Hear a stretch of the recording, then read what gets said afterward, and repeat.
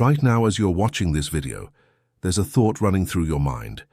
Maybe it's about something you said yesterday that you can't stop replaying. Maybe it's about tomorrow's meeting, next week's deadline, or that conversation you need to have but keep avoiding. That thought is creating a sensation in your body, a tightness in your chest, a knot in your stomach, and you're trying to push it away, but the harder you push, the stronger it gets. What if I told you that this exact struggle, this war you're waging against your own mind, is the very thing keeping anxiety alive? And what if there was a principle discovered over 2,000 years ago by Buddhist practitioners that could fundamentally change your relationship with anxiety? Not by fighting it, but by understanding something so simple about how your mind works that once you see it, you can never unsee it. I've spent the last decade studying contemplative practices, working with therapists who integrate Buddhist principles into modern psychology, and testing these concepts in my own life during some of the darkest periods of anxiety I've experienced.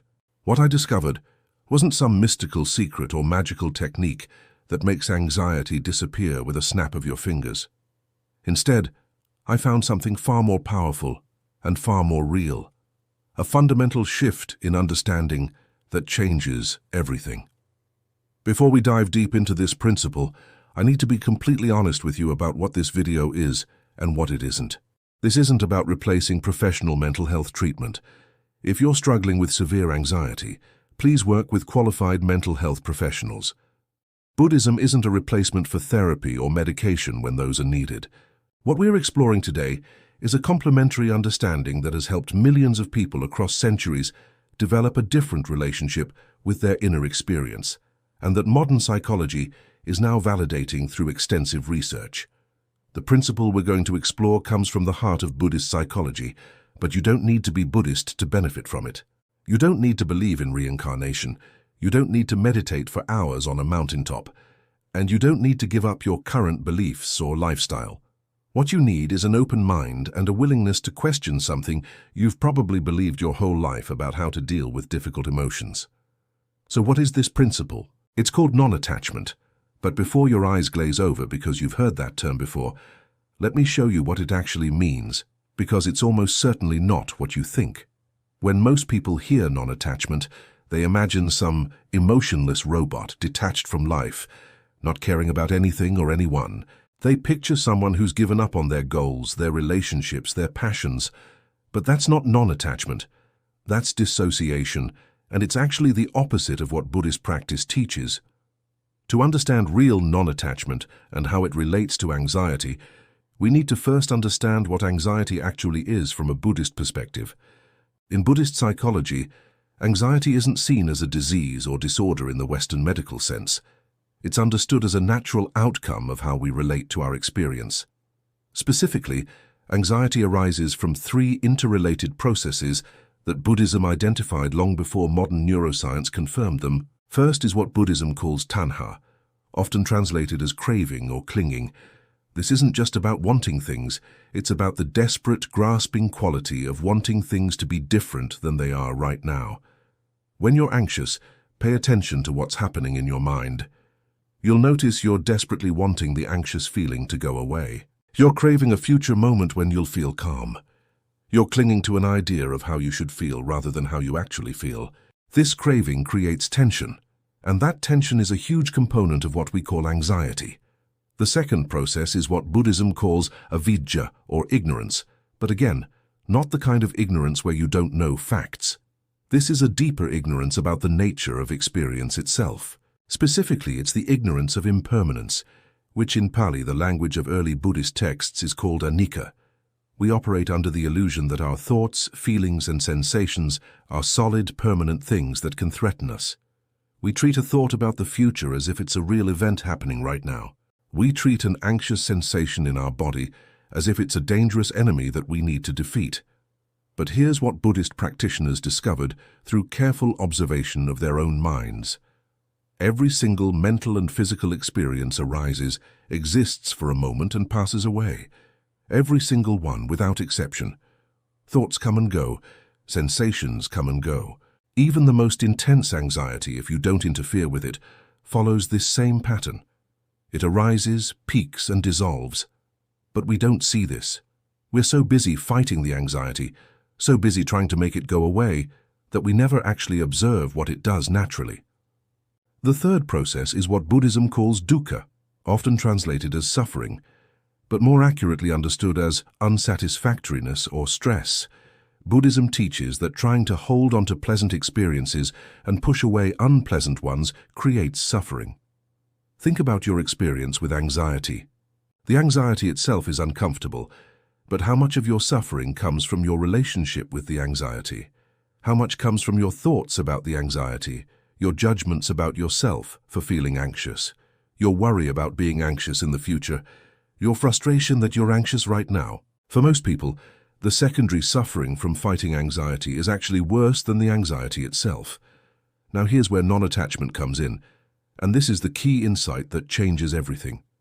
Non-attachment doesn't mean not caring about whether you feel anxious. It doesn't mean resigning yourself to a life of anxiety. What non-attachment means is stopping the desperate fight against your present moment experience. It means allowing anxiety to be there when it's there, without adding the extra layer of suffering that comes from wishing it wasn't there. Let me give you a concrete example from my own life. A few years ago, I had to give a presentation to over 500 people, the biggest audience I'd ever faced. The week before, I was consumed with anxiety.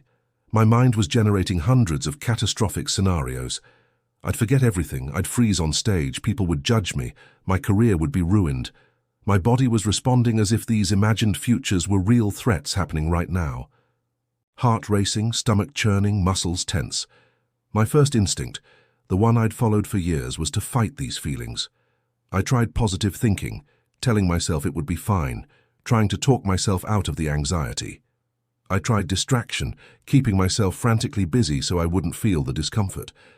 I tried avoidance, considering whether I could somehow get out of doing the presentation. But every strategy made things worse, because each strategy was based on the premise that the anxiety was the problem, that it needed to be eliminated before I could be okay. Then I remembered what I'd learned from Buddhist practice. I stopped fighting. I sat down, closed my eyes, and instead of trying to make the anxiety go away, I got curious about it. What exactly was I feeling? Where in my body were the sensations? What were the specific thoughts arising?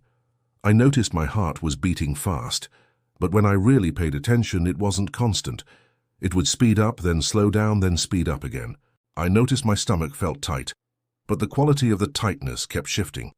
Sometimes it was a knot, sometimes more like fluttering, sometimes it would almost disappear entirely before returning. I noticed my thoughts were predicting disaster, but when I watched them, I realized they were just thoughts. They would appear, hang around for a few seconds, and if I didn't grab onto them and elaborate on them, they would dissolve and be replaced by other thoughts. Something remarkable happened. The anxiety didn't disappear, but my relationship with it completely shifted. Instead of being this overwhelming monster I was battling, it became a series of changing sensations and thoughts that I could observe. Some sensations were quite intense, but they were just sensations. Some thoughts were quite scary, but they were just thoughts. And here's the crucial part. By stopping the fight, I actually had energy and attention available for what mattered, which was preparing for the presentation. The anxiety was there, but I wasn't at war with it anymore, so it no longer controlled my behavior. This is non-attachment in action. I wasn't detached from my experience. I was actually more intimately connected with my actual moment-to-moment experience than ever before. But I wasn't attached to needing that experience to be different. I wasn't clinging to an idea of how I should feel. This is the Buddhist secret that makes anxiety powerless, not because it makes anxiety disappear, but because it removes the fuel that keeps anxiety burning. And what is that fuel? It's our resistance to the anxiety itself. Think about what happens when you experience anxiety and you think, oh no, I'm anxious, I can't handle this is terrible, I need to make this stop right now. What happens to your anxiety level? It goes up, doesn't it? Because now you're not just dealing with the original anxiety, you're dealing with anxiety about anxiety, fear about fear. You're creating what therapists call a secondary layer of suffering. Buddhism teaches that this secondary layer, this resistance and aversion to our experience, is optional. It's not automatic. It's a habit we've learned, and like any habit, it can be changed. Now you might be thinking, this sounds good in theory, but how do you actually do this? How do you stop fighting anxiety when every fiber of your being is screaming at you to make it go away? This is where Buddhist practice offers specific techniques, and the primary one is mindfulness meditation, but not the kind of mindfulness that's been watered down into a stress management technique. We're talking about the full practice of mindfulness, as taught in Buddhist traditions, which is fundamentally about investigating the nature of your experience. The formal practice is simple but not easy. You sit in a comfortable position, you choose an object of attention, traditionally the breath, and you practice keeping your attention on that object. When your mind wanders, which it will constantly, you notice that it wandered, and you gently bring it back. That's it. That's the basic practice. But within this simple framework, something profound happens. You start to see how your mind actually works. You start to notice thoughts arising and passing. You start to notice sensations arising and passing. You start to notice that what you thought was you is actually a constantly changing stream of experiences, none of which are permanent, none of which define you. When anxiety arises during meditation, which it inevitably will, you have an opportunity to practice a different relationship with it. Instead of immediately trying to suppress it or distract yourself from it, you practice staying with it, observing it, getting curious about it. What does anxiety actually feel like when you're not running away from it? Where is it in your body? What are its qualities? Is it hot or cold, sharp or dull, moving or still? Does it have a color if you imagine it visually? Does it have edges, or is it diffuse? And here's what you discover. Anxiety isn't one solid thing. It's a collection of different sensations, thoughts, and emotions that your mind has labeled anxiety and reacted to as if it's a unified threat. When you look closely, that unified thing starts to break apart into its components, and those components are constantly changing. The tightness in your chest from one moment isn't the same tightness in the next moment. The worried thought about the future arises and passes and is replaced by a different thought. Nothing is as solid or permanent as it seemed when you were running away from it. This isn't just Buddhist philosophy. Modern neuroscience has validated these insights. Research shows that anxiety is indeed a collection of different neural processes involving the amygdala, the prefrontal cortex, the insula, and other brain regions, creating patterns of activation that change from moment to moment. Studies on mindfulness meditation have shown it can literally change the structure and function of brain regions involved in emotion regulation. One fascinating study found that people trained in mindfulness showed reduced activation in the amygdala, the brain's fear center, when exposed to emotional stimuli, and increased activation in the prefrontal cortex, which is involved in regulating emotions. But here's what's really interesting. These changes weren't about suppressing emotions.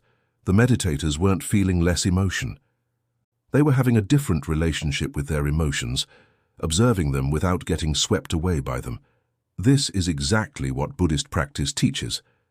Another crucial Buddhist concept for understanding anxiety is the idea of the second arrow. The Buddha told a parable about this. Imagine you're hit by an arrow, it hurts. That's the first arrow, the unavoidable pain of being a human in a world where uncomfortable things happen. But then you're hit by a second arrow, and this arrow you shoot at yourself. This second arrow is all your mental reactions to the first arrow. Your anger that you got hit, your worry about whether you'll get hit again, your self-blame for not avoiding the arrow, your despair that life includes getting hit by arrows. The first arrow is anxiety arising in response to a real challenge or stressor in your life. That's natural, even adaptive. Your brain is trying to help you prepare for something it perceives as important or threatening. But the second arrow is all your suffering about the anxiety itself, your frustration that you're anxious, your fear that the anxiety means something is wrong with you, your worry that you will always be anxious, your attempts to fight it that create more tension. Buddhist practice is about recognizing that while we can't always avoid the first arrow, we can stop shooting the second arrow at ourselves. We can let anxiety be uncomfortable without making that discomfort into a catastrophe. Let me share another personal example that really drove this home for me. I used to have terrible health anxiety. Every unusual sensation in my body would trigger catastrophic thinking. A headache meant brain tumor. Chest tightness meant heart attack. I would spend hours researching symptoms online, making doctor appointments, seeking reassurance from friends and family. The anxiety was consuming my life. Then I started practicing what Buddhism teaches about impermanence and non-attachment. When a worrying sensation would arise, instead of immediately spinning into catastrophic stories, I would pause and observe. I would notice the sensation, whatever it was, and I would watch it. And here's what I discovered. Sensations change constantly. The headache that seemed solid and threatening would actually fluctuate in intensity, location, and quality. Sometimes it would disappear entirely for minutes at a time before returning. The chest tightness would come in waves. By observing without attaching stories, I started to see that my body was always producing various sensations, most of them completely benign. The problem wasn't the sensations. The problem was my mind's interpretation of the sensations and my subsequent attempt to control or eliminate them. This is a key insight from Buddhist practice.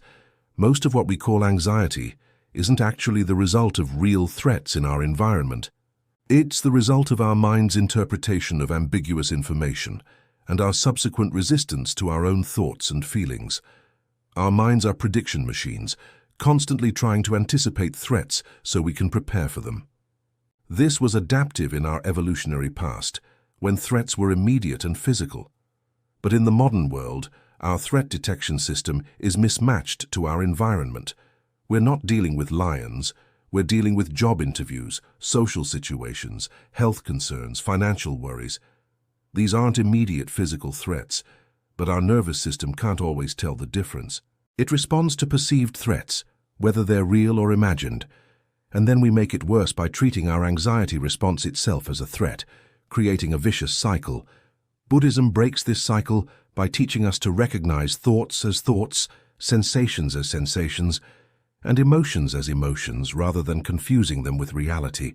Let me give you a concrete framework for applying Buddhist principles to anxiety in daily life, not just during meditation. First, when you notice anxiety arising, pause. This is crucial. Our habitual pattern is to immediately react to anxiety, either by trying to suppress it, distract ourselves from it, or analyze it to death. Instead, pause. Take a breath. Create a moment of space between the anxiety and your reaction to it. Second, acknowledge what you're experiencing.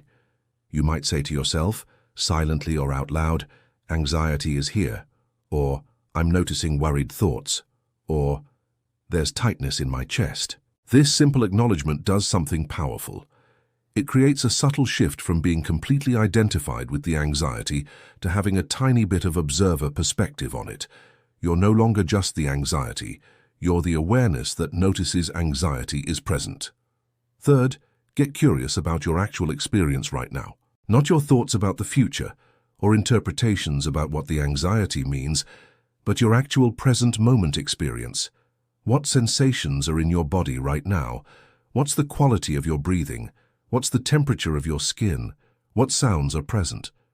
This grounds you in direct experience rather than anxious thinking. Fourth, soften your resistance. Notice if you're tensing against the anxiety, if you're mentally pushing it away, if you're saying no to your experience. See if you can soften that resistance just a little bit. You don't have to like the anxiety. You don't have to want it. But see if you can stop actively fighting it. Sometimes it helps to imagine making room for the anxiety, like opening a door to let it pass through rather than barricading yourself against it. Fifth, bring in compassion. Place a hand on your heart, or wherever feels comforting, and offer yourself some kindness. Remember that anxiety is a form of suffering, and suffering calls for compassion, not judgment. You might say something like, "This is hard right now. May I be kind to myself in this moment." Finally, take wise action based on your values, not on anxiety's demands.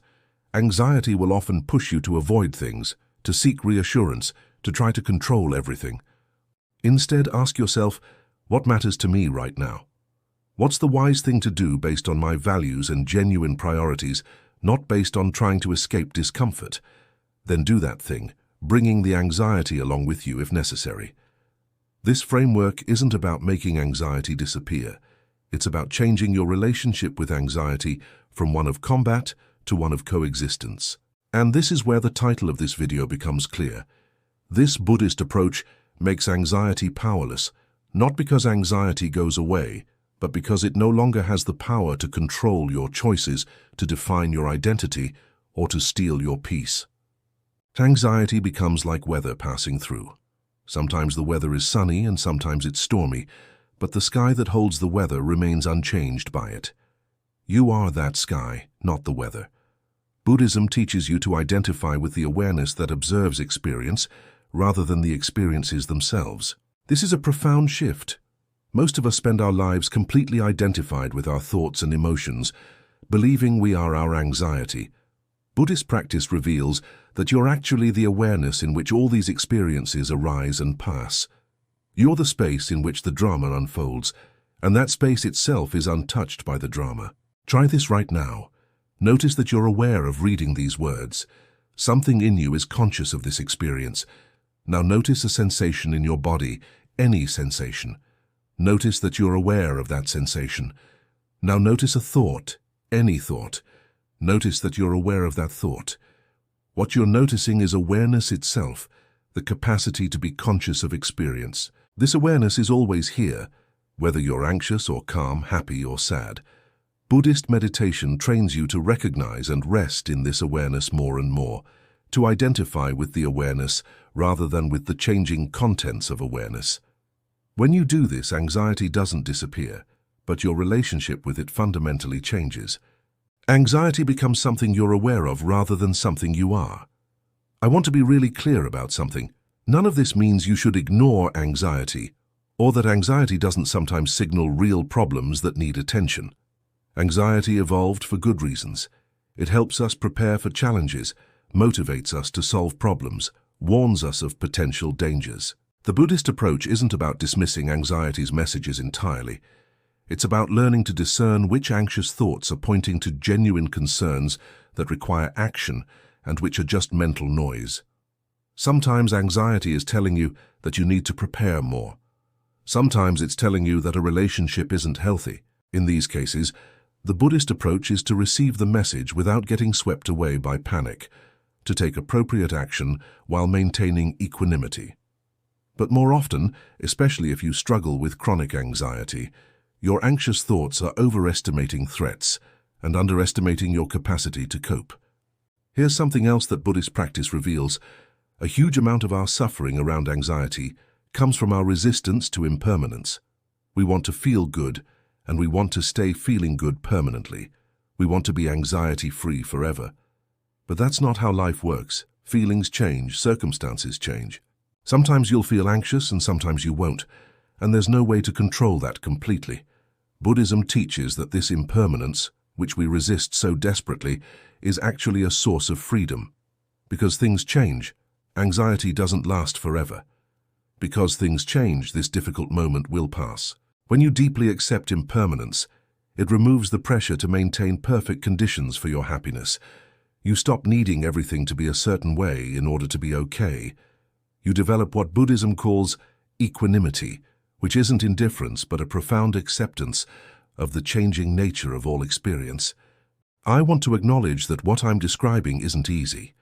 If Buddhist practice made anxiety instantly and effortlessly disappear, everyone would be doing it. The truth is that developing a new relationship with anxiety through Buddhist principles requires practice, patience, and often a lot of trial and error. You'll forget these principles in moments of acute anxiety. You'll fall back into old patterns. That's all part of the process. The Buddhist path isn't about perfection, it's about practice. It's about repeatedly coming back to presence, acceptance, and compassion. Each time you do, you're strengthening new neural pathways, building new habits. Over time, things shift. Anxiety doesn't necessarily become less frequent, but it becomes less overwhelming. One final Buddhist teaching, the concept of Sangha, or community. Buddhism emphasizes that we practice in community, supporting each other. This is crucial for working with anxiety because anxiety thrives in isolation. When you share your experience with others who understand, it breaks anxiety's spell. Find your Sangha, whether that's a meditation group, therapy group, or friends who get it. So this is the Buddhist secret. It's a fundamental shift in your relationship with experience. It's learning to stop fighting anxiety and start observing it with compassion. It's recognizing thoughts as thoughts. It's accepting impermanence. It's treating yourself with kindness. None of this makes anxiety disappear, but it removes anxiety's power to dominate your life. That's the real secret, and it's been waiting for you all along.